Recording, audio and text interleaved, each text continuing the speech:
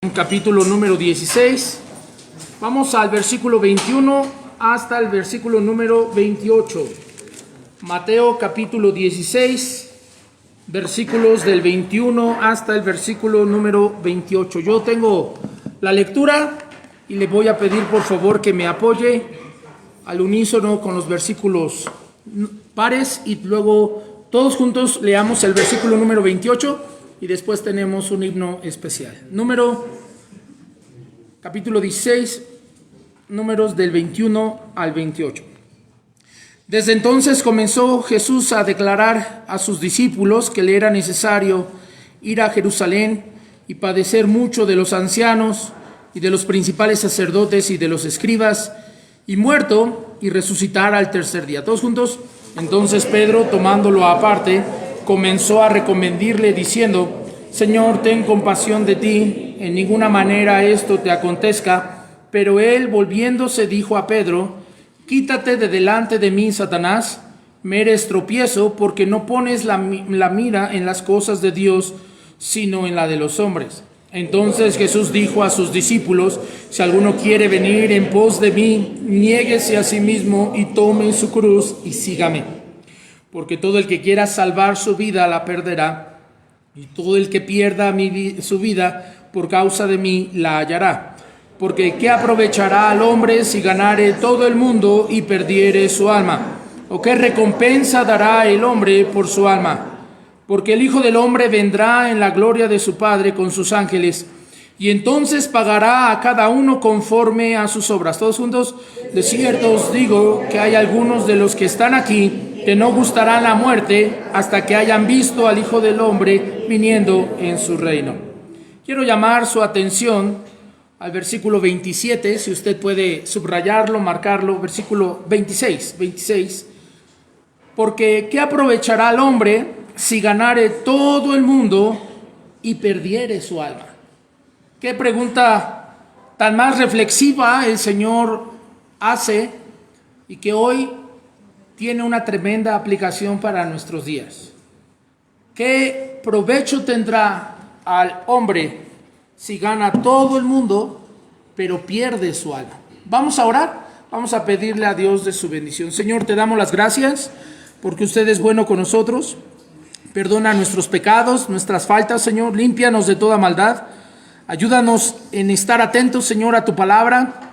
Tú que ves y conoces lo que hay en el corazón de todos los que estamos aquí, te rogamos, por favor, que usted traiga convicción de pecado, de justicia y de juicio. Y aquellos, Señor, que necesitan arrepentirse de sus males, otórgales también, Señor, el beneficio de una vida transformada, la vida eterna. Gracias por los que están aquí. Rogamos, Señor, traiga comienda a los que están en camino. En el nombre precioso de Cristo Jesús. Amén. Tome su lugar, hermanos. Gracias.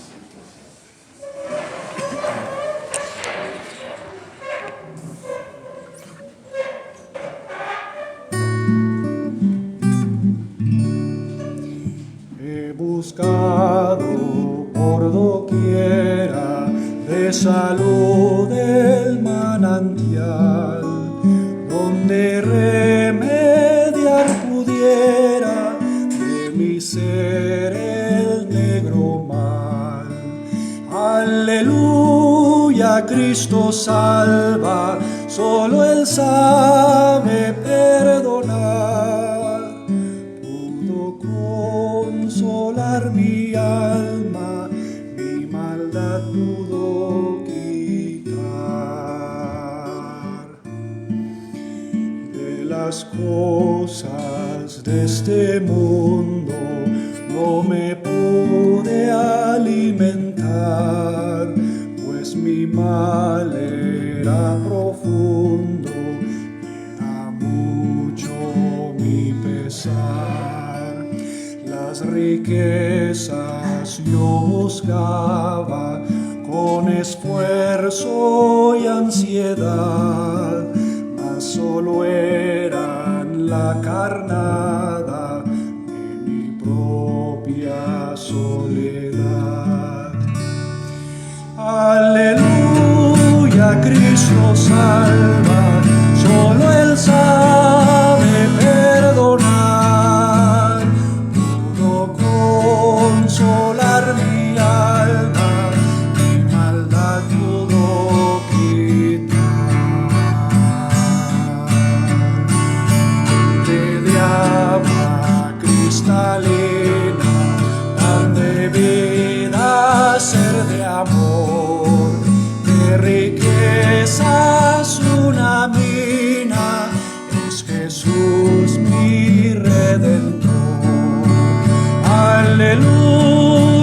Cristo salva, solo Él sabe perdonar.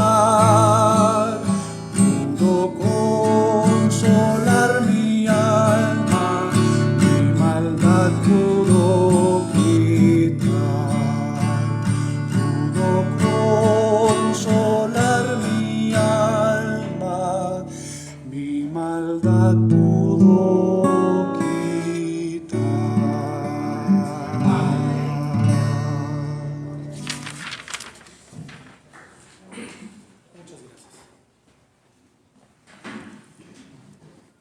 En el evangelio que hemos leído, Jesús está comenzando a preparar a sus discípulos para su partida, y esta es una de las primeras veces en las que de una manera muy clara el Señor avisa, menciona de que le es necesario morir en la cruz. Y dentro de ese pesar y esa advertencia que el Señor le da a sus discípulos, lanza esta pregunta reflexiva: ¿qué será de aquel hombre? ¿Qué beneficio tendrá, hombre o mujer, si gana todo el mundo, si obtiene todo lo que este mundo puede ofrecer?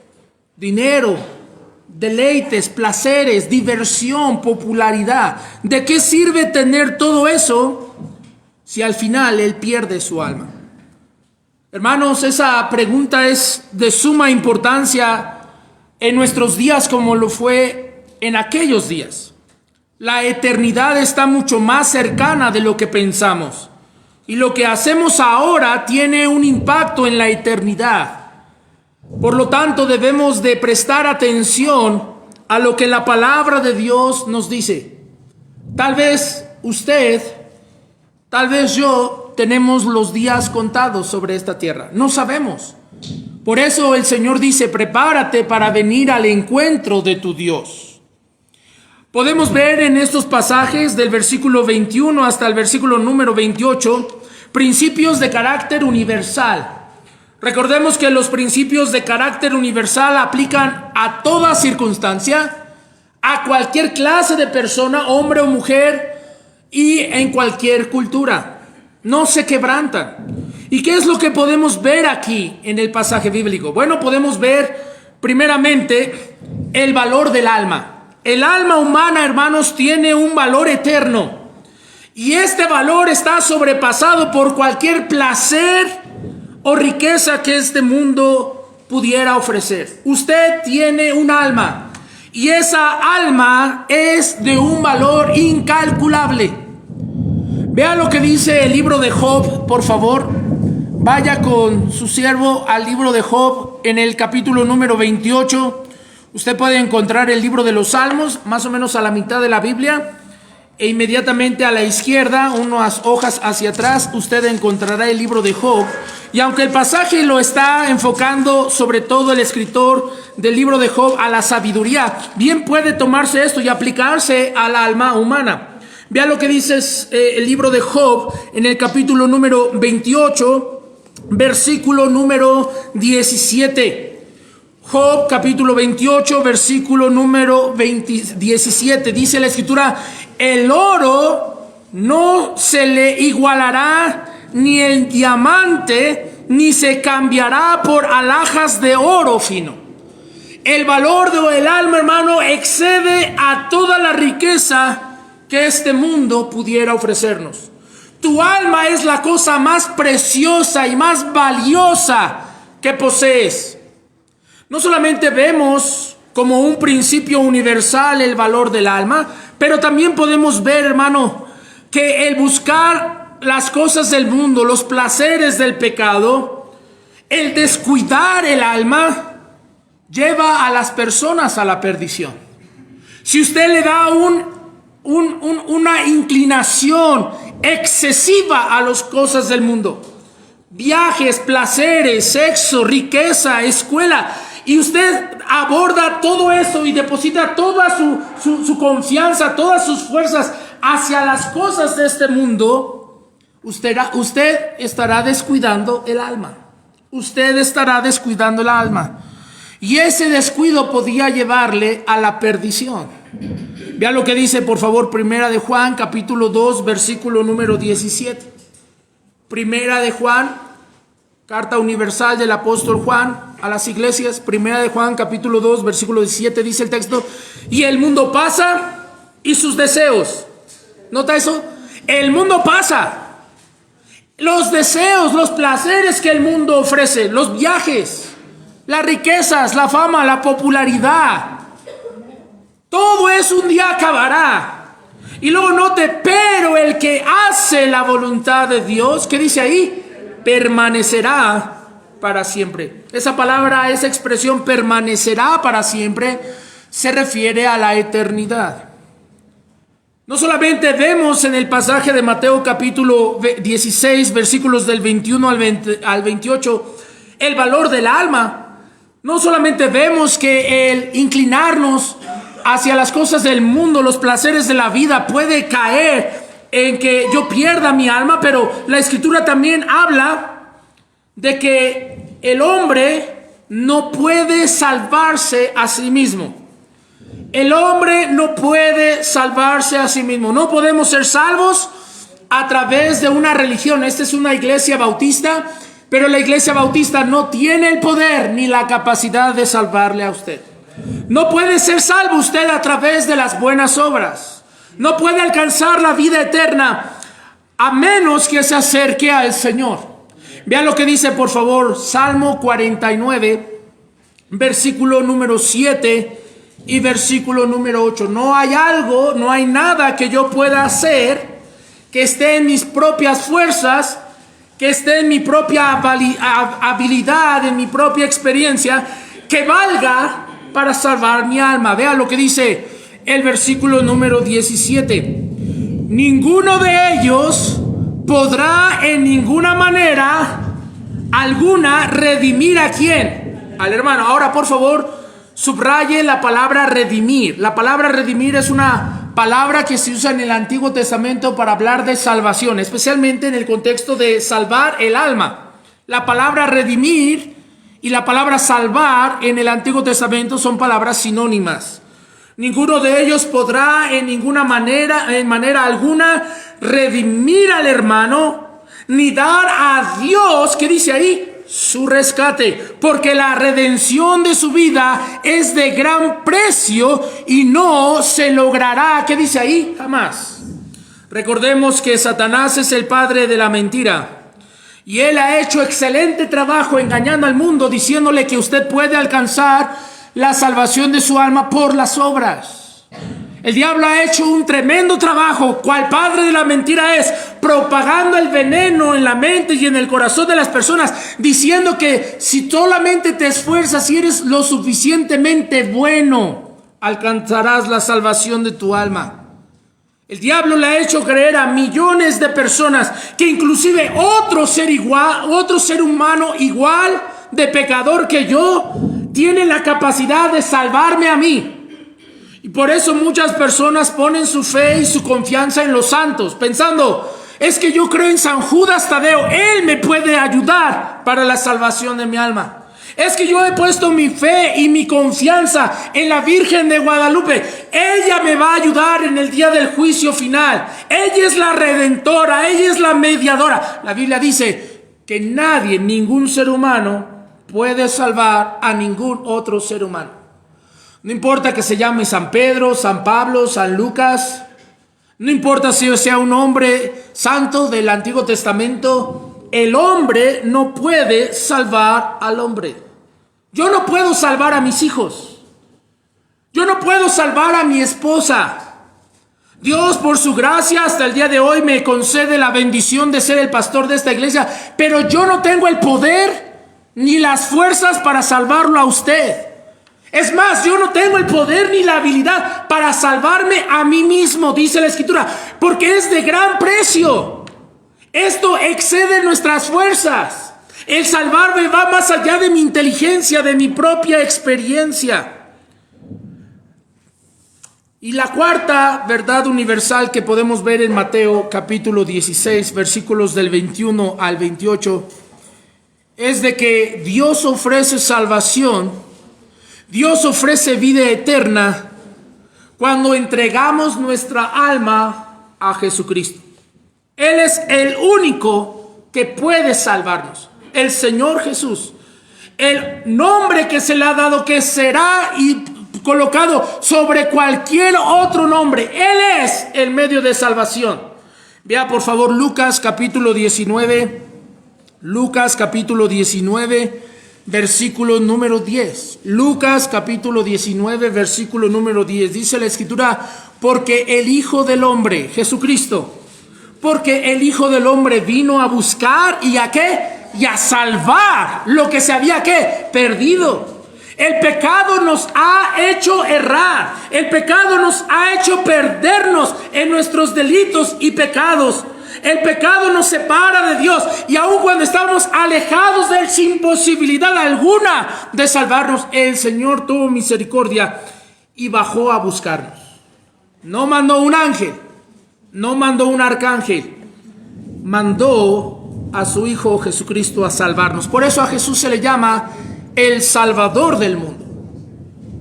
Vemos en Mateo capítulo 16, versículos del 21 al 28, que el alma es inmortal. Ciertamente tenemos un cuerpo que está envejeciendo. Tenemos y poseemos un cuerpo que se enferma. Tenemos un cuerpo que tarde o temprano, si el Señor no viene, muchos de los que estamos aquí en algún momento experimentaremos la muerte. Nuestro cuerpo perece, pero nuestra alma es inmortal. La palabra inmortalidad quiere decir que no tiene la capacidad de morir. No piense que cuando una persona fallece, todo se acabó aquí. Hay personas que piensan: si yo me suicido, tengo tantos problemas en la vida, problemas en el matrimonio, en el trabajo, debo dinero aquí, debo dinero allá, nadie me entiende, nadie me ama, y piensa: me voy a suicidar para acabar con todos mis problemas y poder descansar. Bueno, la Biblia no enseña eso. Tu cuerpo irá a la tumba, porque todos nosotros, sin excepción, fuimos tomados del polvo, pero nuestra alma es inmortal. Nuestra alma no tiene la capacidad de morir. Entonces usted o estará en el cielo o usted estará en el infierno. Y la Biblia es contundente. Aquellas personas que se suicidan, aquellas personas que atentan contra su propia vida, la Escritura nos enseña que los homicidas estarán en el infierno. Su destino depende totalmente de creer o de rechazar a Jesucristo.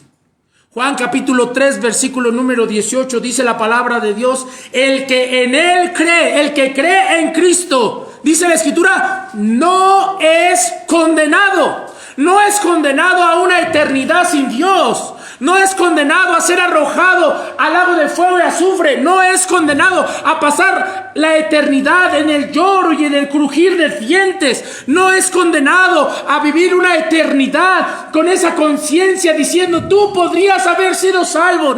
No es condenado el que está en Cristo Jesús, el que cree en el Hijo de Dios.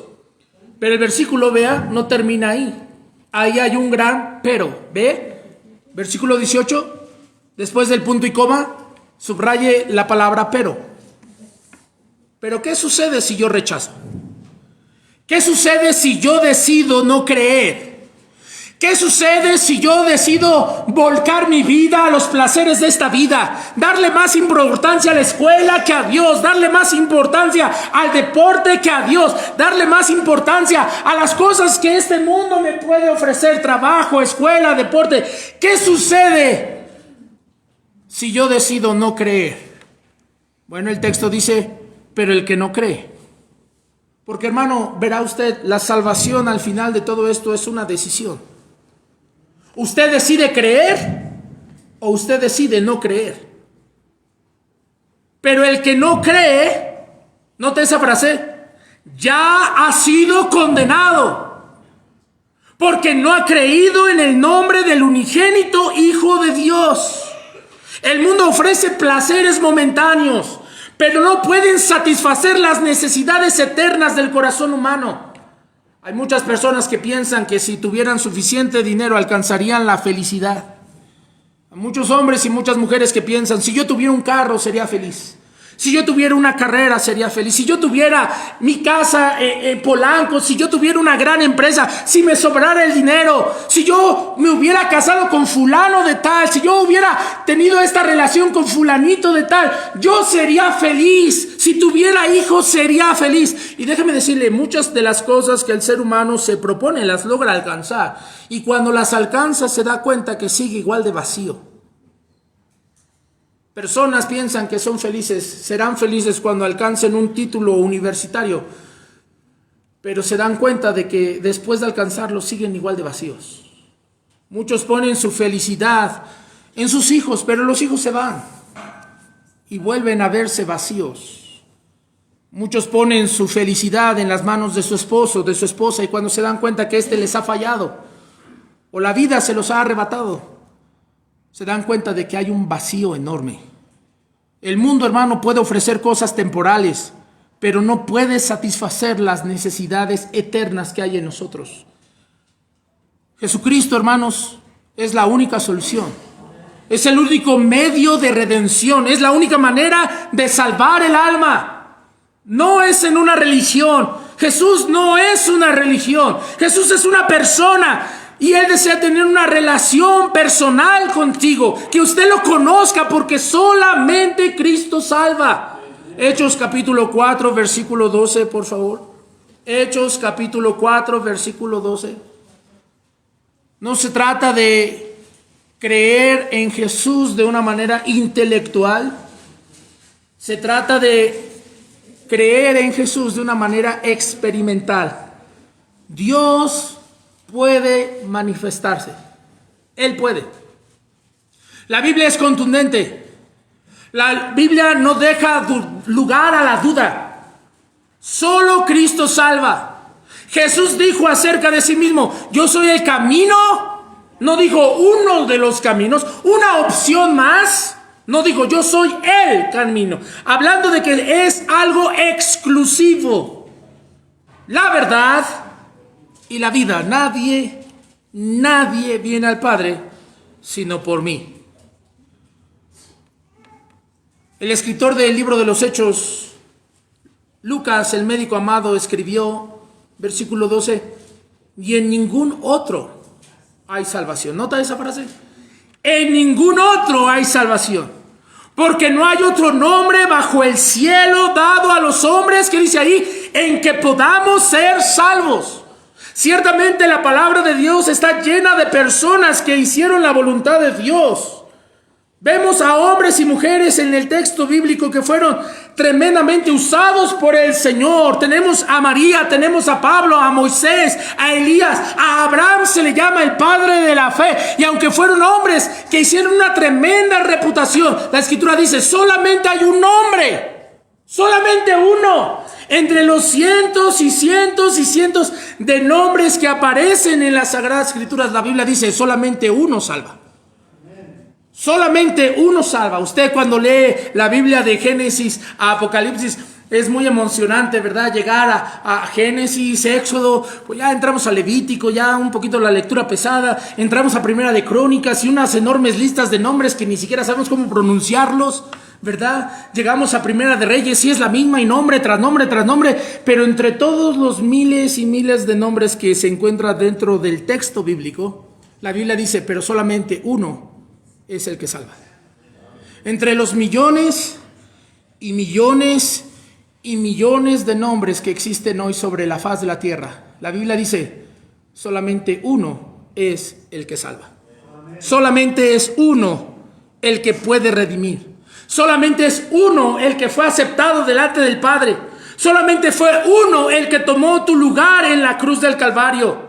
Y Dios llama a los hombres a considerar la eternidad por encima de las cosas temporales, y se dé cuenta, hermano, de que todos nosotros hoy estamos más cerca de la eternidad de lo que nos imaginamos. Por eso hoy es el día de la salvación. Por eso hoy es el día en el cual usted debe de ser convencido por la palabra de Dios de que solo Cristo salva. En unos días más se estarán celebrando Semana Santa. Y tristemente le puedo decir que de santa no tiene nada. Va a haber muchos borrachos ahí. muchos van a estar cometiendo adulterio. Muchos van a estar fornicando. Muchos van a estar blasfemando. De santa no tiene nada. Y no se dan cuenta de que están almacenando ira para el día de la ira y para la revelación del justo juicio de Dios. Pero hermano, no se engañe. Es fácil condenar al borracho. Es fácil condenar a la prostituta. Es fácil señalar el pecado de ese hombre, esa mujer rebelde. Es fácil. Pero hermano, también nosotros tenemos que considerar si somos salvos genuinamente o no. Cuando leemos Mateo capítulo 16, versículos del 21 al 28, podemos ver por lo menos 4 divisiones naturales del pasaje. Y la primera de ellas recae sobre una pregunta que confronta a la conciencia. ¿De qué aprovechará al hombre?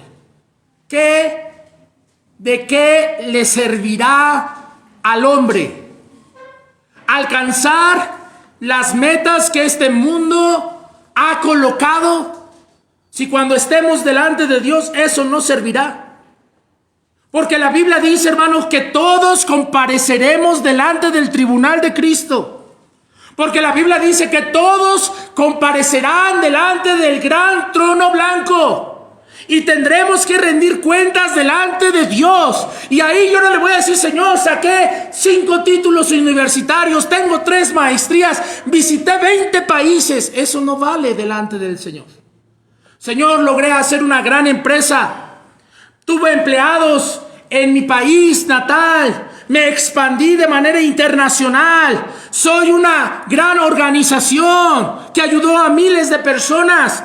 Doné cantidades enormes de dinero. La Escritura dice, nada de eso va a valer en el juicio del gran trono blanco. Señor, asistí a la iglesia. Todos los días tuve la oportunidad de leer la Biblia. No sirve eso de nada, hermanos. ¿De qué sirve? Dice la Escritura. ¿De qué le valdrá? Muchas personas piensan que por sus títulos universitarios, su posición económica, deben de ser tratados de una manera muy exclusiva. ¿Se ha dado cuenta? A lo mejor hasta lo ha experimentado usted en el banco, ¿no? A lo mejor usted va a hacer un depósito bancario y usted tiene que esperar ahí las 20, 30, 40 personas haciendo fila y ve a otros que simplemente llegan y se pasan a la otra y ya se van. No. Pasa alguien y hay 20 personas ahí. No, pues fórmese, no, pues es que yo tengo pase VIP. ¿No? ¿Cuántos han ido alguna vez a Six Flags y han comprado el pase mágico? Levante la mano, bola de pecadores. ¿Okay? No, es que hacer fila para subirme al Batman, ¿no? O sea, y hasta todas tienen la desfachatez, el parque de poner una tienda, dice, a partir de aquí son 30 minutos. Y usted dice, no, yo no me voy a esperar 30 minutos, ¿no? Yo voy y compro el pase VIP. ¿Y cuánto cuesta? 1,500. Y tienes acceso a todo y fórmate y no tienes que... Exclusividad. Y la gente piensa que delante de Dios también va a haber exclusividad. Es que yo soy el presidente. Es que yo fui el pastor de esta iglesia. Es que yo fui el hermano fulano de tal en esta congregación. Es que yo hice esto. Y déjeme decirle, dice la Escritura, de nada sirve. Delante de Dios todos van a ser tratados exactamente igual. Ahí no va a haber títulos. Es que yo fui el gran rey Nabucodonosor, emperador de todo el reino de los babilónicos. Es que yo fui el gran conquistador. Yo soy Alejandro Magno. Conquisté desde Europa hasta los confines de la India. Debo de merecer un trato especial. Yo fui el rey Salomón, el hombre más sabio del mundo. Merezco mayor respeto. La Biblia dice, de nada sirve. No hay exclusividad en el juicio de Dios. No va a haber un trato preferencial para nadie. No va a haber un trato preferencial para las mujeres. No va a haber un trato preferencial para los minusválidos. No va a haber un trato preferencial para los indígenas, los ciegos, los mancos, los reyes, no va a haber exclusividad. Porque esas cosas no sirven delante de Dios. No sirve nada eso. Vemos la ilusión del éxito humano. La gente piensa que entre más tiene materialmente, mayor respeto debe de tener. Es que yo llegué en un BMW. Bueno, yo llegué en un BW. Pregunte para después. Es que yo tengo una casa en tal colonia, tan exclusiva, ese fraccionamiento. Las riquezas, hermanos, son una ilusión. Son un oasis en medio de un desierto que no sirven absolutamente de nada. Es un espejismo. La gente confía y piensa, mira, tengo posición económica, tengo dinero en el banco, una buena empresa, un buen trabajo. Mira, puedo viajar, yo no tengo conflicto en pagar Uber, en comprarme una televisión, en hacer un viaje de carácter internacional, ir a Europa. Y piensan, Dios me está bendiciendo, no puedo estar mal, voy en el camino correcto. Las riquezas son una ilusión, hermanos. Jesús dijo que es más fácil pasar un camello por el ojo de una aguja que un rico entrar al cielo. Y no es que las riquezas sean satánicas. Y no es que las riquezas sean algo malo. Pero son una ilusión. Son una ilusión. La ilusión del éxito. La ilusión de la prosperidad. La ilusión de poder tener el poder adquisitivo para comprar lo que se me ocurra, mandar a mis hijos a la mejor universidad, a la mejor preparatoria, vestir con la mejor ropa de marca, mandar y confeccionar zapatos de $1 millón. ¡Wow! Yo creo que he de estar bien. Yo creo que estoy haciendo las cosas correctas. Yo creo que Dios me está bendiciendo. Pero recuerde, solo Cristo salva. Solo Cristo salva. El problema de las riquezas es de que depositas tu confianza en las riquezas. Mire, mientras yo tenga dinero en el banco, no importa. No importa que Donald Trump meta 200% de aranceles. No importa. Mientras yo tenga dinero en el banco, todo está bien. Todo está bien. Y piensan que esa seguridad se las va a dar también el dinero en el día del juicio final. Y la Biblia dice, ¿de qué te servirá? ¿De qué te servirá? La otra cosa que podemos ver en el pasaje es que cuando una alma se pierde para la eternidad y no es reversible. La tragedia de perderse es irrevocable. No hay otra oportunidad. El diablo, al ser el padre de la mentira, ha engañado a millones de personas diciéndoles que van a pasar por un proceso de reencarnación, un proceso de evolución espiritual. El diablo le ha hecho creer a millones de personas que solamente es necesario sufrir un poquito ahí en el purgatorio y después serán sacados para estar siempre con el Señor. La Escritura dice que cuando el alma de la persona se pierde para siempre y no hay otro chance. No puede usted apelar a alguien más. Mencionábamos un poco de esto en la escuela dominical. A veces hay conflictos legales entre personas y se debe de ir recurriendo a instancias legales para tratar de resolver. Pero cuando la máxima autoridad del universo da el veredicto final y dice la Escritura, apartaos de mí, malditos, al fuego eterno preparado para el diablo y sus ángeles, ya no hay alguien más a quien apelar. Ya no hay alguien superior a quien acudir. Ya no puedo hacer absolutamente nada, porque la Escritura dice que el Señor es el mismo ayer, hoy y por los siglos de los siglos. Él no va a cambiar de parecer. De tal manera, hermanos, que perder el alma es una de las mayores tragedias que le puede pasar a un ser humano. Dice el texto, y perdieres tu alma. La Biblia dice, hay camino que al hombre le parece derecho, pero su fin es camino de muerte. Usted está en el camino de la salvación. Usted está en el riel que le lleva a la vida eterna. Jesús dijo, yo soy el camino. Yo soy el camino. La vida tiene muchos rieles. La vida tiene muchos caminos, la vida tiene muchas intersecciones, pero el único que da salvación es aquel que te lleva al camino, que es Cristo. ¿Está usted en ese riel? ¿Puede usted tener religión y carecer de salvación? ¿Puede usted pensar que es hijo de Dios y no experimentar el arrepentimiento? Y la imposibilidad del rescate humano. ¿Qué recompensa darás? Piense en su muerte. Piense brevemente y colóquese usted ahí en el banco de los acusados. Todo está en contra suya. La ley de Dios apunta como grandes cañones que están con la intención de evitar que usted entre a la gloria. Mentir, robar, maldecir, guardar rencor, ser un hombre o una mujer iracundo.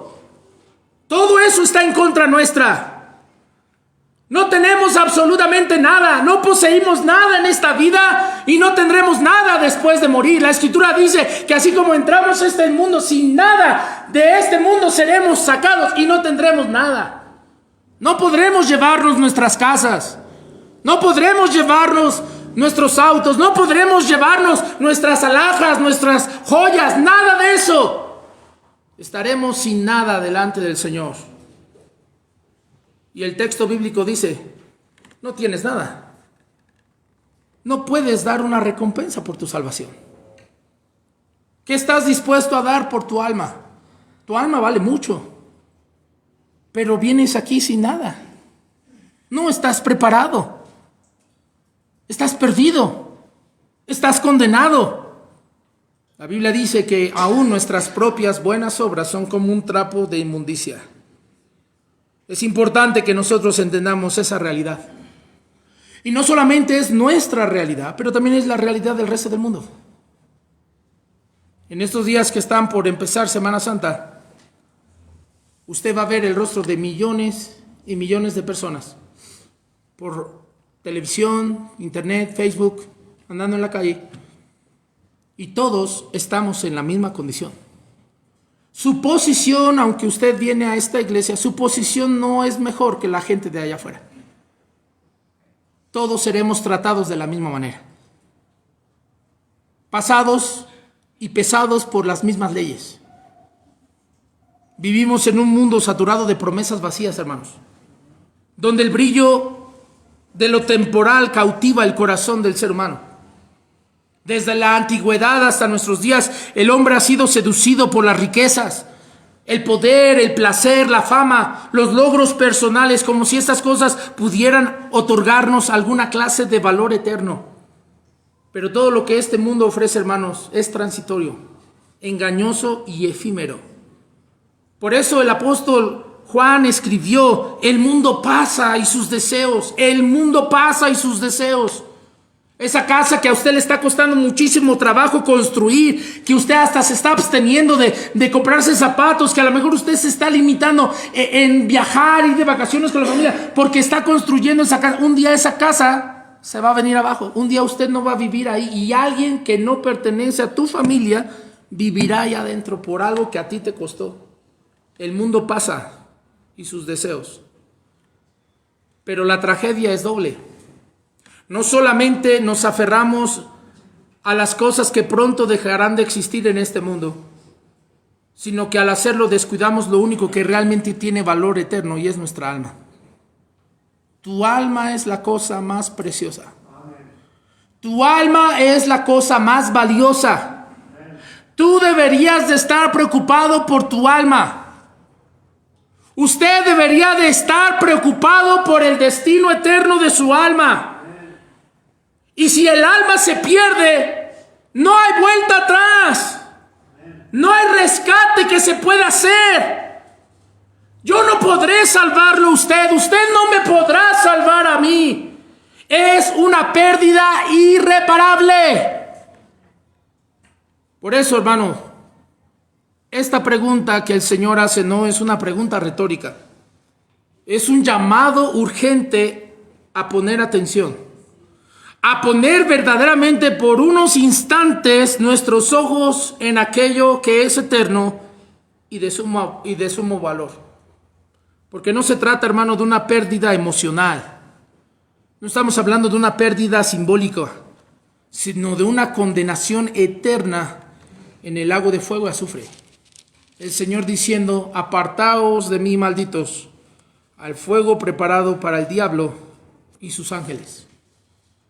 Vea la tremenda advertencia que el Señor nos da en Apocalipsis capítulo número 14, versículo 11, que el temor de Dios caiga sobre nosotros y entendamos esta realidad. Apocalipsis capítulo 14, versículo número 11, la palabra de Dios dice: y el humo de su tormento sube por los siglos de los siglos. ¿Nota eso? El humo de su tormento, serán atormentados día y noche, serán consumidos por las llamas día y noche por los siglos de los siglos, sin posibilidad alguna de tener una pausa, un timbá, un fuera de tiempo. Déjame descansar. El sueño se alejará de sus ojos. La sed será mucho más profunda que el mismo desierto.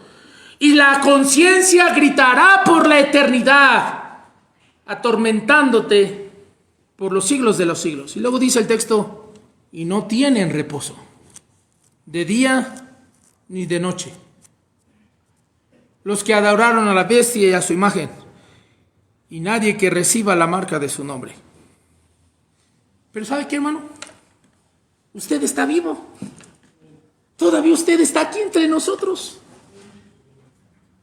Usted tiene hoy la oportunidad de experimentar la misericordia y la gracia de Dios. Usted no ha pasado a la eternidad, no ha pasado por esa puerta que un día se abrirá para todos nosotros. No será empujado por la enfermedad, no será empujado por los problemas de la vida. Usted está vivo hoy. Por eso usted tiene una oportunidad única que muchos hubieran querido tener y se encuentran hoy en el infierno. Dios en su infinita misericordia ha provisto un plan perfecto para la salvación del alma. No dejó al hombre sin esperanza. Envió a su Hijo Jesucristo, quien murió por nuestros pecados y resucitó al tercer día conforme a las Escrituras. No fue el producto del azar. Fue algo planeado desde antes de la fundación del mundo. Y ese plan magistral se presentó en la vida del Señor y fue ejecutado al pie de la letra, como dice la Escritura, sin faltar ni una sola tilde, sin faltar una sola coma. Todo se cumplió para la salvación de nuestra alma. No es algo inventado, no es producto de la casualidad o del azar. Dios vino y murió por nuestros pecados para salvar nuestras almas. Primera de Corintios capítulo 3, versículo 4 y 5. Pablo dice a los corintios: porque primeramente os he enseñado lo que asimismo recibí, que Cristo murió por nuestros pecados conforme a las Escrituras, y fue sepultado y resucitó al tercer día conforme a las Escrituras. A través del sacrificio de Cristo, el precio de nuestra redención fue pagado. Ahora todo aquel que en Él cree no perecerá, sino que tendrá vida eterna. Por eso, hermano, uno de los versículos más gloriosos que tenemos en las Sagradas Escrituras dice: porque de tal manera amó Dios al mundo, que ha dado a su Hijo unigénito, para que todo aquel que en Él cree no se pierda, mas tenga la vida eterna. Para que todo aquel que en Él cree. La iglesia ha recibido el mandato de proclamar este glorioso evangelio a toda criatura. La predicación del evangelio no es una opción, es una comisión divina. Marcos capítulo número 16, versículo 15, dice la Escritura: y Él les dijo: id por todo el mundo y predicad el evangelio a toda criatura. Y cada uno de nosotros que hemos escuchado este mensaje, tenemos la responsabilidad personal delante de Dios de proclamar el mensaje de la salvación y la vida eterna. Nadie podrá decir que no fue advertido. Nadie podrá levantarse delante del Señor y decir, es que yo no sabía, es que a mí no me dijeron, es que nadie habló conmigo. No, la Biblia nos hace responsables de creer en el Evangelio, y la Biblia demandará de nuestras manos la responsabilidad de predicarle al resto del mundo que solamente Cristo salva. De una o de otra manera rendiremos cuentas delante del Señor por aceptar o rechazar a Cristo, o por proclamar o cerrar nuestros labios frente a la enorme tarea de salir y predicar el Evangelio. Por eso, hermano, esto es un mensaje urgente, porque está en juego nuestra eternidad. Está en juego la eternidad de toda esa gente allá afuera, que vendrá de diferentes partes del Estado de México, de la República, y estarán paseando entre nuestras calles. La iglesia no está puesta en el mundo para enseñarnos y disfrutar de la vida y ser felices y sentarnos en una banca. La iglesia es dejada en este lugar porque el Señor quiere que la iglesia sea la voz del Señor anunciando la eternidad. Porque el Señor quiere que cada uno de nosotros sintamos la enorme urgencia y veamos la condición espiritual en la que se encuentra esa gente. Y si usted y yo no les hablamos, serán condenados por la eternidad y su sangre será demandada de nuestras manos. Ahora, ¿qué se necesita para ser salvo? ¿Qué es lo que yo le tengo que decir al inconverso? ¿Qué es lo que necesito hacer yo para ser salvo? Permítame preguntarle, si usted muriera hoy, ¿está seguro de la salvación de su alma? Yo no estoy diciendo si usted cree en Dios. Yo no estoy diciendo si usted ha leído la Biblia. Yo no estoy preguntándole si le agrada venir a este culto. Eso es irrelevante. La pregunta es, usted, si muriera hoy, sinceramente, ¿está seguro, segura de ir al cielo? Porque lo primero que nosotros debemos de entender para ser salvos, y lo primero que nosotros necesitamos explicarle a la gente allá afuera, es la necesidad de que ellos entiendan que son perdidos y que están a punto de presentarse delante de un juicio, el juicio delante de Dios. Dios como juez no es como los seres humanos. No digo que todos, pero un gran número de jueces, magistrados, gentes que se dedican a las leyes son corruptos. Podemos comprarlos, se pueden vender, pueden ser amenazados, pueden ser confundidos, podemos engañarlos. Muchos desconocen las leyes. Muchos actúan y toman decisiones basado en sus propios intereses, pero Dios no es así. A Dios no lo podemos engañar. A Dios no le podemos mentir. A Dios no lo podemos confundir. Él lo sabe todo. Él lo ve todo. Él lo ha escuchado todo. Y nuestros pecados atentan contra nosotros. Dice la palabra de Dios, los pecados de las personas, hasta su rostro testifica en contra de ellos. ¿Ha visto a esas personas? ¿Ha pasado por esas personas? Que está usted caminando en la calle y nada más de verlos dice, híjole, se ve que es bien malo, ¿no? Como que tiene cara de suegra, no sé, mira. Y usted ve a muchos hombres, muchas mujeres, ¿verdad? Y dice, mejor le doy la vueltita. Su rostro testifica contra ellos. Pero usted piensa que solamente es el rostro de ellos. No, también es el nuestro. Nuestro rostro testifica contra nosotros cuando estamos haciendo cosas malas. Cuando estamos acusando o cuestionando a una persona, ¿sabe qué es una? Y la otra persona normalmente miente, ¿sabe qué es lo que hace? Mira a otro lado, mira el piso. No quiere tener un contacto visual contigo. ¿Por qué? Porque su conciencia lo acusa delante de ti. Antes de que una persona pueda experimentar la salvación que Dios ofrece en Cristo, debe primero reconocer su condición caída y perdida. Este principio es fundamental y está perfectamente claro en las enseñanzas de Cristo, donde se plantea una sola pregunta: ¿qué has hecho? El Señor, cuando vio a Adán y a Eva que han comido del fruto prohibido, el Señor bajó y les dijo: ¿dónde estás tú? Y no que el Señor no supiera que se estaban escondiendo detrás de los matorrales. No. Estaba preguntando de su condición espiritual, para que usted sea salvo y para que usted aprecie lo que Cristo hizo por usted. Debe de reconocer su condición de perdido. Cristo confronta a los oyentes de su época con la realidad de la eternidad y el valor incomparable del alma humana. La verdadera necesidad del hombre no es material ni temporal, sino espiritual y eterna. Vea lo que dice Romanos 3:23. La palabra de Dios dice, Romanos 3:23: por cuanto todos pecaron y están destituidos de la gloria de Dios. El problema es de que la gente no entiende la seriedad del pecado. La gente hasta se burla. Pues todos los hacemos, ¿no? Todos lo cometemos, ¿no? No es para tanto, ¿no? No maté a nadie, ¿no? Minimizan el pecado. Pero para Dios, el pecado es algo serio. El pecado no es algo que el Señor trata a la ligera. El pecado no es algo que el Señor minimiza. Ay, una mentirita, no fue para tanto. No, el pecado es algo serio. Romanos 3:23 dice: por cuanto todos pecaron. Y si usted está en el texto, subraya ahí la palabra destituido. Destituido. Esa palabra destituido, hermanos, quiere decir apartado.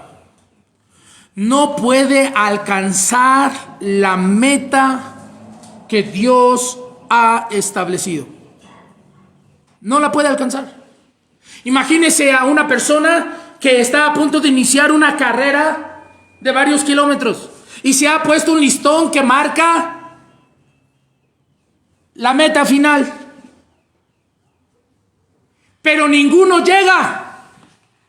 Muchos en el camino se desmayan, muchos en el camino les dan una insolación, otros mueren de paros cardíacos, muchos se esfuerzan pero los calambres son intensos en las dos piernas, muchos terminan diciendo: esto es pérdida de tiempo, está lejísimos la meta. Y ninguno pasa, ninguno llega. No hay otra oportunidad. Muchos deciden simplemente agarrar sus pertenencias y regresar a casa, porque ven eso como algo inalcanzable. Eso es lo que es el pecado con nosotros. No podemos alcanzar el cielo porque la línea de meta es algo incansable para nosotros. Y es incansable para nosotros porque somos pecadores. Es inalcanzable para nosotros porque somos demasiado humanos. Es inalcanzable para nosotros porque no pensamos en la eternidad. Y si no estamos pensando en la eternidad, mucho menos estamos pensando en las consecuencias de esa eternidad. Todos han pecado. Dios ha establecido una meta y yo no la puedo alcanzar. Y no solamente yo, nadie la puede alcanzar. Y nos estamos engañando a nosotros mismos. Vea lo que dice, por favor, Primera de Juan, capítulo 1, versículo 8. Primera de Juan 1:8. Si decimos que no tenemos pecado, ¿qué dice ahí? Nos engañamos a nosotros mismos. Y la verdad no está ¿en quién? Ahora mire, hermanos, vamos a ser sinceros. Voltea acá. Seamos sinceros. Aún nosotros como cristianos batallamos para confesar nuestros pecados. Aún nosotros como cristianos batallamos para orar. Ahora imagínense, si eso somos nosotros, ¿en qué condición están los inconversos? Piense un poco en eso. Por la gracia de Dios tenemos un pastor, tenemos hermanos que nos enseñan la escuela dominical, evangelistas, misioneros que vienen y nos retan a vivir vidas rectas. Y nos esforzamos y aún así batallamos, hermanos. Ahora imagínense aquellos que no tienen el temor de Dios, que no tienen la instrucción bíblica, que no están conscientes de la eternidad. El juicio será inevitable. La condición humana es real. El ser humano está perdido en su pecado. La vida sin Cristo está condenada. Una persona sin Cristo no tiene absolutamente nada. El juicio de Dios es inevitable para todos aquellos que no aceptan su gracia. No podemos negarnos a ir a ese juicio. No podemos evitarlo, no podemos sacarle la vuelta. Sí o sí estaremos delante de Él. Y el juicio es real. Se llevará a cabo en el tiempo designado por el Señor.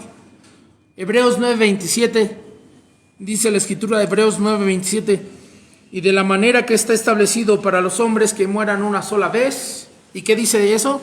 Y después de esto el juicio. Después de muerto, ¿cuántas veces? Una sola vez. ¿Alguien se ha muerto aquí 2 veces, hermanos? ¿No? ¿Habrá alguien aquí entre nosotros que ha muerto 1, 2, 3 veces? ¿No? Ahora, algunos de nosotros como que queremos darte la ayudadita, ¿no? Pero ¿habrá alguien aquí que pueda decir, pastor, yo ya es la segunda chance que tengo? No, eso quiere decir que el juicio está delante de usted. Eso quiere decir que la rendición de cuentas está delante de usted. Porque la Biblia dice, está establecido para los que mueren una vez. El juicio de Dios está delante de nosotros. Apocalipsis 20, versículo número 12. Bueno, leamos desde el 11. Apocalipsis 20, 11. Dice el texto, y vi un gran trono blanco. El trono blanco ya de por sí ya irradia e impone. Ya es magnífico, ya es magno. El mirar el gran trono de Dios, su blancura da testimonio de que no va a haber variación, no va a haber relación con ninguna clase de pecado, no se volverá permisivo, será un juicio justo, santo y veraz. Y si el trono ya es impactante e imponente, mayor es el que está sentado en él. Mayor es el que está sentado en él. Dice la escritura, y vi un gran trono blanco y al que estaba sentado delante de ¿quién? De él. Y vea cuál es la reacción de la creación. Vea cuál es la reacción de todo aquello que el Señor dijo, sea la luz, y fue la luz. Que la escritura dice que el Señor habló y la tierra fue formada. El Señor volvió a hablar otra vez y la tierra se separó de las aguas. Y se creó el firmamento, dice el texto, delante del cual huyeron, ¿qué? La tierra y el cielo. ¿Usted ha leído Apocalipsis? Dice la escritura que cuando el juicio de Dios empieza a caer sobre el mundo, la gente perversa clama a gran voz que caigan las piedras y las montañas sobre nosotros y nos escondan delante de aquel que viene. Sí ha leído esa porción de la escritura, pero en el juicio del gran trono blanco no hay dónde esconderse. ¿Usted ha visto esos memes? A veces pasan un gordito, ¿verdad? Tratando de ocultarse detrás de un poste, detrás de un árbol. Sí. Ahí ni siquiera va a haber árboles. Ahí ni siquiera va a haber montañas. Ahí no va a haber cuevas. Ahí no hay absolutamente nada con lo que usted se pueda esconder. No puede tomar una manta y taparse y evitar que la mirada de aquel que lo ve todo, pase por encima desapercibido y yo poderlo engañar. Dice la escritura, no hay, delante de él huyeron la tierra, las montañas, esa gran montaña, el Everest, hermano. No podremos escondernos detrás de eso, porque no va a estar. No podremos ocultarnos en el cielo, imagínense. El cielo es algo inmenso, hermano, es enorme. Y aunque usted estuviera hasta el rincón, hasta la mera orilla, hasta allá, y como donde está hermano Irving, hasta allá. De allá te van a traer delante del Señor. Eso es lo que todo ser humano va a experimentar después de la muerte. Y todos somos pecadores. Y todos somos culpables. Y dice la Escritura, y más responsabilidad hay sobre aquellos que pisotearen la sangre del Hijo de Dios. Y pisotear no quiere decir que se refiere a una manera literal. La sangre de Cristo está en este momento en el cielo, según las Escrituras. Se está refiriendo a menospreciar el sacrificio de Jesús. Rechazarlo, decir, bueno, sí, pues se oye muy convincente lo que usted dice, pastor, pero no es lo que a mí me enseñaron. A mí me enseñaron a rezar el rosario. A mí me enseñaron que cuando una persona se muere hay que hacerle su novenario. A mí me enseñaron que cuando una persona se muere empieza a haber una reencarnación, se alinean los chakras y después de una serie de evolución espiritual, entonces se vuelve a integrar al universo y terminamos siendo todos nosotros Dios. Es lo que a mí me han enseñado. Dice la Escritura, eso es blasfemia y eso es pisotear la sangre de Cristo. Y temo, hermanos, que muchas personas que se dicen a sí mismos cristianas serán los mayores responsables. Porque, hermano, cuando usted asiste a una iglesia de sana doctrina y bíblica, la persona que más se debe de predicar es a Cristo. Y muchos aquí han escuchado una y otra vez de Él y todavía no son salvos. Usted está pisoteando la sangre del Señor. Una y otra vez usted ha escuchado el sacrificio que Él hizo por nosotros en la cruz y usted lo menosprecia. A usted se le hace la cosa más indiferente, aburrida. Nos dormimos en el culto, bostezamos, nos distraemos con mucha facilidad, escuchamos de la eternidad y no lo ponemos delante de nosotros y lo analizamos con completa seriedad y decimos, ya, que esto se acabe. No le das valor, pero un día no tendrás dónde esconderte. Ahí no habrá papá, ahí no habrá mamá, ahí no habrá iglesia, ahí no habrá absolutamente nada de eso, solamente eres tú y Dios. Huyeron el cielo y la tierra y ningún lugar se encontró para ellos. Y lo peor es la terrible sentencia, es la segunda cosa. Nuestros pecados nos condenan a una eternidad separada de Dios. Adán y Eva no se tuvieron que desgreñar. Adán no le puso los cuernos a Eva con una changa. Eva no se puso en su modo histórica. Desobedecieron. Y mire todo lo que ha causado. La Biblia no registra que ella lo agarraba a cachetadas. La Biblia no registra que él la agarró de las greñas y la paseó por todo el Edén. No menciona nada de eso. Y mire dónde estamos. ¿Y usted piensa que usted saldrá libre? ¿Usted se siente suficientemente valiente como para experimentar el juicio de Dios? Usted no tiene ni la menor idea de qué se trata eso. A mí me aterra ir a Six Flags y escuchar a todos los chavos gritando. Una ocasión fuimos ahí con los jóvenes y nos subimos a la rueda de la fortuna, no, la montaña rusa, sí, la montaña rusa, el Superman. Yo soy cobarde, hermano. Yo no. Dice una hermana, yo soy terrestre, no, yo soy hormiga, yo no. Y ver a toda la bola de chamacos, ¿no? Juntándose, ahí subió el carrito, ¿no? Yo creo que éramos como unos 30, 40 chavos arriba del trenecito. Y ahí estoy yo. De por sí yo ya llevaba miedo, hermanos. De por sí ya me chocaban las rodillas. ¿Usted iba también, hermano? Sí, ok. Ya chocaban las rodillas uno. Y cuando vimos hasta arriba, hermano, wow, es increíble la vista, ¿eh? Y dice, ¿lo ves ahora de lejos? Ahora velo de cerca. Y cuando empezó a bajar el carrito, ay, hermano, se siente como todas las entrañas suben así, ¿no? Así bien. Yo bajé, pero mi alma se quedó allá arriba.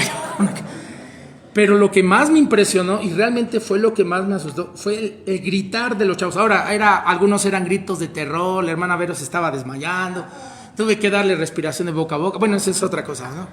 Pero escuchar a todos esos chamacos gritando, algunos con miedo, otros con diversión, pero por alguna razón, Dios en ese momento yo dije, imagina gritar a los millones y millones y millones de personas que han existido desde Adán hasta la última persona que va a vivir en este mundo.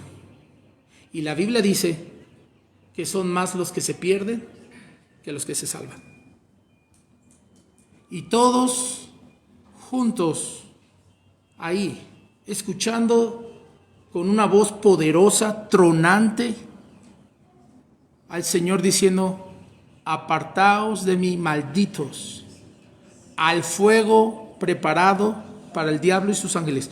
Y los ángeles del Señor comenzando a empujar a todas esas personas y cayendo una a una por un precipicio para perderse por la eternidad. A mí me impactó mucho eso. Y usted no quiere ser salvo. Y usted sigue pensando que dar 20 pesos al limosnero te va a salvar. Y tú piensas que ayudarle a tu mamá a lavarle los trastes te va a salvar. Y tú piensas que venir y sentarte en esa banca te va a salvar. No tenemos ni la menor idea, hermanos, de lo que va a suceder ese día. Gloria a Dios por Cristo, hermano. Gloria a Dios por Cristo, porque la Biblia dice: el que en Él creyere no será avergonzado. No será avergonzado. Mi fe no es perfecta, pero sé en dónde debe de estar. Yo nunca he visto al Señor, pero veo su sacrificio en la palabra de Dios y le ruego: Señor, dame esa salvación, dame esa fe para creer. Porque el infierno es la cosa más aterradora. Hay cosas que no se pueden describir, hermanos, y una de ellas es el cielo. No hay palabras para describir el cielo. Por eso tenga mucho cuidado con esas personas que fuman pasto seco y dicen 30 minutos en el cielo, 1 hora en el cielo. El mismo apóstol Pablo dice en la escritura: fui llevado al tercer cielo, no sé si en el cuerpo, fuera del cuerpo, no sé, pero fui llamado. Y dice: y escuché cosas y vi cosas que no te las puedo describir. Y ahora viene un cuate que dice: estuve 30 minutos en el cielo. Y todo el mundo ahí viendo esas cosas. O sea, lea la escritura, no se deje engañar. El cielo no se describe. Es más, le reto, lea el Nuevo Testamento. Casi no se mencionan cosas acerca del cielo. Lea el texto bíblico. No es que no exista, pero imagínense una persona que puede ver todas esas cosas del cielo y pasar la eternidad en el infierno recordando cómo es el cielo. El tormento va a ser peor. El tormento va a ser peor. Y cuando compara usted el texto bíblico de las cosas, cómo la Biblia describe el cielo en comparación del infierno, la Biblia da más cosas descriptivas acerca del infierno y del tormento eterno que del cielo. Hay personas que dicen: no, está mal usar la doctrina del castigo eterno, del infierno, porque tú estás espantando a las personas y la gente debe de acercarse a Dios por amor. Déjeme decirle, el miedo es una de las cosas más santas y más naturales que Dios ha entregado al ser humano, porque el miedo, cuando es canalizado de una manera correcta, te está evitando el castigo. No es una manipulación. Es la palabra de Dios surgiendo efecto en nuestra conciencia, diciendo: mira, de esas cosas es de las que te estoy queriendo salvar. Y no se trata de que nosotros lo amemos a Él, porque la Biblia es clara y contundente. Él nos amó primero a nosotros. Él nos amó primero a nosotros. Y es el temor a Jehová, el principio de la sabiduría, que te dice: pon tu fe en Cristo para la salvación de tu alma. Y cuando usted empieza a ver el texto bíblico, la segunda cosa que es indescriptible es el infierno. No alcanzamos a tratar de comprender lo que involucra un lugar como esos. Un lugar, hermanos, donde no hay amigos, no hay esperanza, no hay descanso, no hay consuelo. Ahí no se duerme, hermanos. Hay personas que tienen que trabajar 24/7. ¿Sí es 24/7? Sí. 24 horas por 7 días a la semana. Entonces no duerme. Ok. 24/3. Bueno, usted me entiende. Usted me entiende. Pero hay gente que no duerme. Y yo no sé usted, pero si usted... Es más, aquellos que son viejitos, levanten la mano, ¿verdad? Pero usted se desvela y ya siente como que ya se está elevando, ¿no? Ya está viendo a San Pedro, ¿no? ¿Qué tiene? No, pues es que me desvelé. ¿Y cómo no? Pues es que no dormí bien mis 15 horas diarias. Y usted siente que ya no la aguanta, ¿no? Mire, de verdad, hermanos, de verdad, en el infierno no se duerme. No es ahí un demonio atormentando el alma de una persona y de repente el demonio dice, aguanta, dame 5 minutos, déjame recupero, ahorita le seguimos. No hay eso. No hay eso. ¿Usted recuerda? Recordemos lo que hemos enseñado en la Biblia, verdades tangibles de las Sagradas Escrituras apuntan a verdades espirituales. Y verdades espirituales apuntan a cosas materiales, tangibles en la vida real. ¿Usted recuerda ese pasaje? La Biblia dice que Satanás es el león rugiente, ¿verdad? ¿Usted recuerda ese pasaje donde los enemigos de Daniel querían que él fuera muerto por los leones? Y dice la Escritura que el Señor lo guardó, lo cuidó, y tomaron a esos hombres, a sus familias, escuche, a sus familias y a sus niños. A sus niños. Por eso vamos a hacer escuelitas bíblicas, hermano, porque también los niños no se van al infierno. Y fueron tomados él, sus cosas, y fueron llevados a ese pozo y arrojados. Y dice la Escritura, todavía no habían caído al fondo cuando los leones los tomaron y los despedazaron. Eso es una pequeña ilustración tangible de una verdad espiritual donde las personas, usted lea el texto bíblico, los primeros en ir al lago de fuego y azufre es el anticristo, el falso profeta, y después de eso Satanás y sus demonios, y los últimos en ser arrojados son las almas y los cuerpos de las personas. Y cuando estos son empujados al lago de fuego y azufre, que no confundamos, el lago de fuego y azufre es una cosa y el infierno es otra cosa. El infierno es la prisión temporal del alma, mientras que el lago de fuego y azufre es la prisión eterna del alma y del cuerpo. Y estos son arrojados, empujados a ese abismo sin fondo, y todavía no llegan al final, cuando los mismos demonios los están haciendo pedazos. Y de eso el Señor te quiere salvar. Por eso, hermano, en el nombre del Señor Jesucristo, como ministro del Evangelio, le ruego, le suplico, ponga su fe en Jesús, porque no hay otro nombre dado a los hombres en que podamos ser salvos. Por eso, en el nombre de mi Salvador, salga a ganar almas, salga a testificar, agarre un puño de folletos, aprenda los pasajes de las Escrituras. No importa si está haciendo sol, hermano, si está el clima abrasador terrible o mucho frío. Estamos hablando, estamos negociando con la eternidad. Se vienen días, hermanos, donde nosotros vamos a hacer la diferencia en la vida de muchos, para bien o para mal. Tome un tiempo para salir a ganar almas este jueves. Vamos a estar saliendo a ganar almas jueves, viernes, sábado a las 10 de la mañana. Salga a testificar. Yo sé que el calor está tremendo. Llévese gorra, póngase bloqueador, use una camisa manga larga, agárrese un buen pepsilindro. Salga a testificar. Regálele un poquito de su tiempo a esas personas que van a una eternidad sin Cristo. Es lo único que yo le pido, hermano. Mira, a mí no me pagan por eso. Yo he leído la Escritura y yo entiendo cuál es mi responsabilidad. Y espero que usted también la entienda. Si usted muriera hoy, está seguro de la salvación de su alma. ¿Ha puesto verdaderamente su fe en Cristo? ¿O usted será de esos millones de personas que el Señor dijo, muchos me llaman Señor, Señor, pero no sé quiénes son? No sé quién eres. Señor, en tu nombre hicimos esto, en tu nombre hicimos aquello. Y el Señor dice, nunca os conocí. No sé quién eres. No sé quién eres. No seas como esas 10 vírgenes que no tenían el fuego.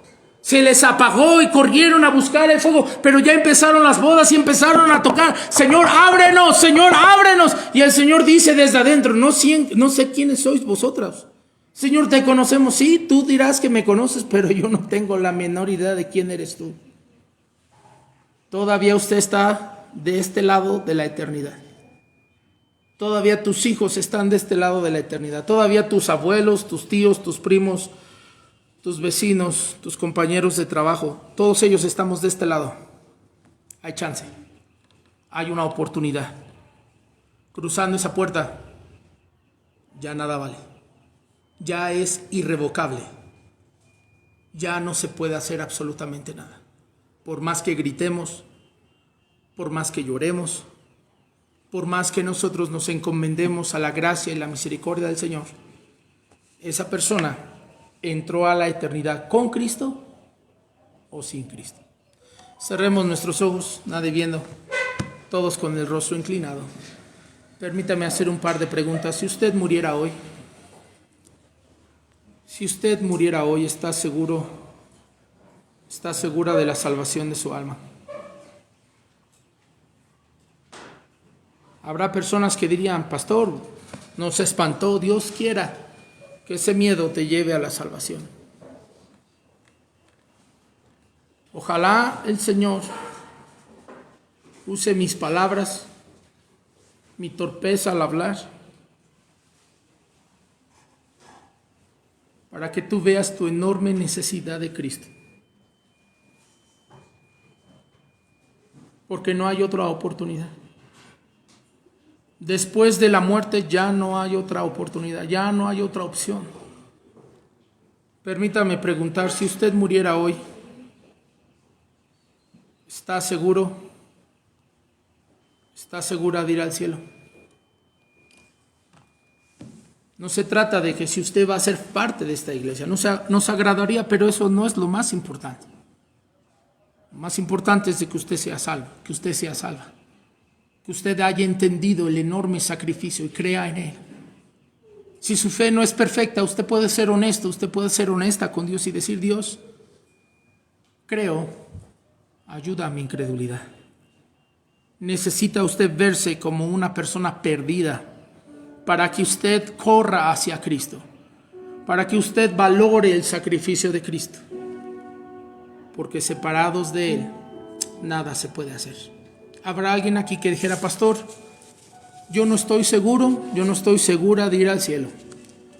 Ore por mí, por favor. ¿Habrá alguien? Nada más levante su mano y bájela. ¿Habrá alguien aquí que dijera: pastor, no estoy seguro, no estoy segura de ir al cielo? Ore por mí. ¿Habrá alguien? Sería una tristeza que tú pasaras a la eternidad después de escuchar una cosa como esta, y que cayera usted en el error como Herodes: por poco me persuades. Y ese por poco lo ha condenado a una eternidad en el infierno. ¿Habrá alguien aquí que dijera: pastor, no estoy seguro, no estoy segura de ir al cielo el día que yo muera? Ore por mí, por favor. ¿Habrá alguien? Amada iglesia, vea su responsabilidad. Dios nos pedirá cuentas. ¿Por qué no predicaste? ¿Por qué no anunciaste el evangelio? Para eso te dejé en la tierra, para que tú proclamaras que solo en Cristo hay salvación. No se preocupe por lo que usted debe de decir o lo que usted debe de hacer. El Señor usará nuestras palabras, usará a ese burrito como el día de Domingo de Ramos, para que Él, solamente Él, sea exaltado. Usted puede y debe de ganar almas, no solamente por causa de Semana Santa, sino en cada oportunidad. Usted es la voz del Señor. Nadie viendo, mientras el piano toca, doblemos nuestras rodillas, hagamos un compromiso y abracemos esa responsabilidad. Nadie viendo, doblemos las rodillas, vamos a orar.